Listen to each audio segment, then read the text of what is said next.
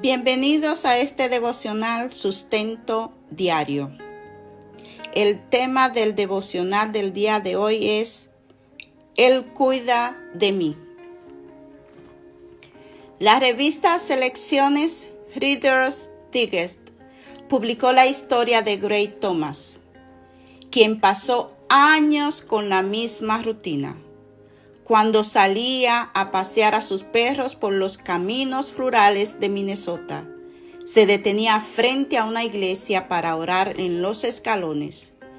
Pero en mayo del 2009 se enteró de que los intensos dolores de cabeza, oídos y mandíbula que lo habían atormentado en el último año se debían a unos tumores inoperables en la cabeza y el cuello. El cáncer estaba tan avanzado que los médicos sugirieron a la familia de Gray Thomas empezar a preparar el sepelio. Una tarde estaba sentado en la iglesia, encomendándose a Dios, cuando de pronto se fijó en el deterioro del templo. Pensó, antes de dejar este mundo, Señor, quisiera hacer algo por ti, cuenta Gray Thomas. Decidió restaurar los muros descascarados, el techo lleno de goteras, los escalones rotos y el piso de madera carcomido. Al día siguiente fue a la iglesia con una propuesta. Si le daban una llave de la puerta para que pudiera entrar a orar, él repararía el templo. Les advirtió que el trabajo sería lento porque acababa de pasar por 3 ciclos de quimioterapias y 40 secciones de radioterapias. Pesaba 30 kilos menos. A pesar de eso, el patronato aceptó. Todos los días, Gray Thomas iba a la iglesia a raspar la pintura y cambiar las tablas. Y por increíble que parezca, empezó a recuperar las fuerzas. Cuanto más trabajaba en el templo, mejor se sentía. Ya ni siquiera necesitaba los fuertes analgésicos que le habían recetado. Conforme Gray Thomas seguía restaurando el templo, los estudios médicos revelaban algo asombroso. Los tumores estaban reduciéndose y 4 años y 23 días después de haberle dado el diagnóstico, los médicos le retiraron la sonda de alimentación que supuestamente usaría de por vida y le permitieron volver a comer alimentos sólidos. En la actualidad, Gray Thomas ya no tiene tumores. Oficialmente está en remisión el cáncer y no requiere estudios de seguimiento. Mientras yo restauraba la iglesia, dice Gray Thomas, Dios me restauraba a mí.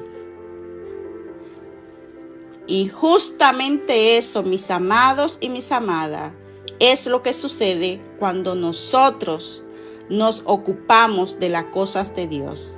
Él se encarga de nuestras necesidades.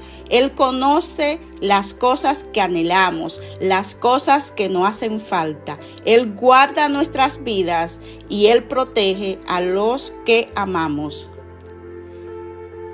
Pero no se trata de hacer las cosas por interés, sino de corazón, por amor, como lo hizo Gray Thomas, quien decidió hacer algo por Dios mientras duraba su vida, no esperando recibir nada a cambio, y sin embargo su salud fue restituida. Les invito al libro de Mateo, capítulo 6, versículo 33. La palabra de Dios dice: busquen el reino de Dios por encima de todos los demás y lleven una vida justa, y Él les dará todo lo que necesiten. ¿Estamos buscando primeramente el reino de Dios? ¿Qué pasa cuando te ocupas de las cosas de Dios? Las preocupaciones y los afanes de la vida pueden hacer que nosotros enfoquemos toda nuestra atención y energía en ellas. Sin embargo, permite que Dios se haga cargo de tus preocupaciones, de aquellas cosas que te roban fuerzas y tiempo, e invierte estos recursos en las cosas de Dios. Verás cómo todo toma su lugar y los milagros empiezan a ocurrir. Oremos. Amado Dios, que pongamos tu reino y sus normas en primer lugar, que sea lo más importante en nuestras vidas, queriendo saber cada día más y contarles a otros las cosas buenas que tu reino logrará en nosotros. Que busquemos siempre tu justicia, Padre, y vivamos de acuerdo con esas normas morales que siempre son para nuestro bien.